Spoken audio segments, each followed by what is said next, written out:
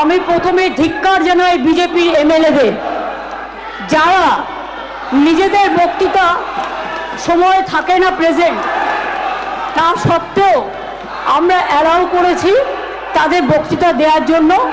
আমি আমার সময় কেটেও, তারপরেও দেখুন বাংলা বিরোধীরা বাংলা ভাষা নিয়ে আলোচনা চায় না। এরা বাংলা ভাষার উপর অত্যাচার করে, অ্যান্টি বেঙ্গলি, যাতে মানুষ আমাদের কথা শুনতে না পায়। সেই জন্য আমি অনেকক্ষণ ধরে আমাদের রুলিং পার্টির মেম্বারদের শান্ত থাকতে বলেছি, কিন্তু মনে রাখবেন শান্তি রক্ষা করা দুপক্ষেরই কাজ, এক পক্ষের নয়। আপনারা মাননীয় অধ্যক্ষের কথা শুনুন, আমাদের কথা শুনবার প্রয়োজন নেই। মাননীয় অধ্যক্ষ যে কথা বলেন আমরা সেটা শুনে চলি। এই যে কাগজ ছুটছেন বিধানসভায়, এটা কিন্তু অনৈতিক, আনপার্লামেন্টারি, আনডেমোক্রেটিক এবং ইল্লিগাল। এরা চায় আমি যদি বাংলা ভাষায় কথা বলি, মানুষ যদি আমারটা জানতে পারে, তাহলে এদের মুখোশ খুলে যাবে। এরা দুর্নীতিবাজ, এরা গদি চোর, এরা ভোট চোর, এরা গদি চোর, এরা ভোট চোর, এরা গদি চোর, এরা ভোট চোর, এরা গদি চোর, এরা ভোট চোর। এবং সবচেয়ে বড় ডাকাতদের দল, সবচেয়ে বড় দুর্নীতিবাজীদের দল, সবচেয়ে বড় ভোট চোরদের দল, বাঙালির ওপর অত্যাচারী করা দল। এরা মানুষকে ভাওতা দেওয়ার দল, সন্ত্রাস করা দল, অত্যাচারী দল। আমি চাই এদের মনে করি বিজেপি আজকে দেশের লজ্জা এবং ধিক্কার। আমি তীব্র ধিক্কার জানাই বাংলা ভাষার ওপর সন্ত্রাস করার জন্য, অত্যাচার করার জন্য। স্যার, এমন একদিন আসবে যেদিন বাংলার মানুষ একটা বিজেপিকেও এখানে দেখতে চাইবে না। বাংলার উপর অত্যাচার করে সব কটা হারবে, সব কটা হারবে, সব কটা হারবে। বাংলার ভাষা সন্ত্রাসের উপর অত্যাচার করে বাংলা ভাষায় জেতা যায় না, বাংলায় জেতা যায় না, এটা মনে রাখবেন।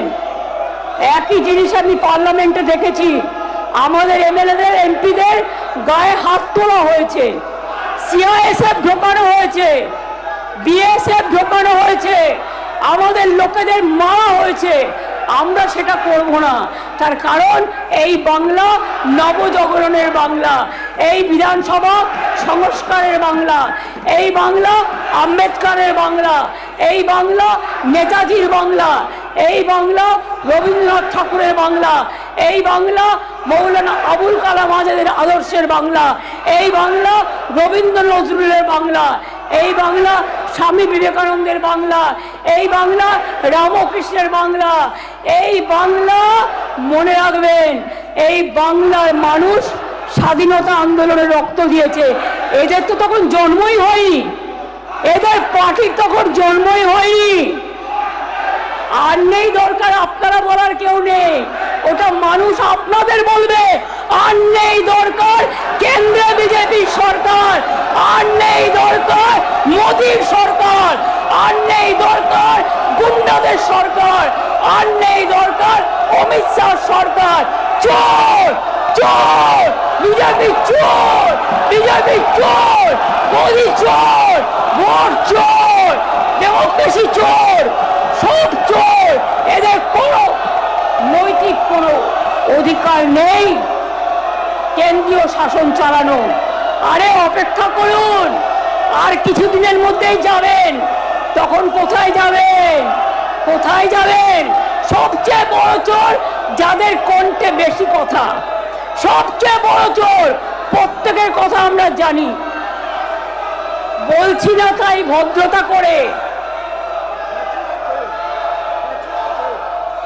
না না ছ্যাঁচড়া দিয়ে তো তরকারি হয়, সে তরকারি তো তোমরা খাও, তরকারিকে কেন অপমান করবে? ছ্যাঁচড়া কথাটাকে আমরা ভালোবাসি, বাংলার লোকেরা আমরা ছেঁচড়াকে ভালোবাসি, কিন্তু এদের মতো এত অপদার্থ, এত নির্লজ্জ, এত অসভ্য রাজনৈতিক দল আমি জীবনে দেখিনি। নিজে উল্টো পাল্টা বলে গেল হঠাৎ করে ফরেনার্স ট্রিব্যুনাল অ্যাক্টে। স্যার, এবার কিন্তু ওরা যখন বলবে, আমি বলে যাচ্ছি আমাদের বেঞ্চ কাউকে বলতে দেবে না, ওরা যখন বলবে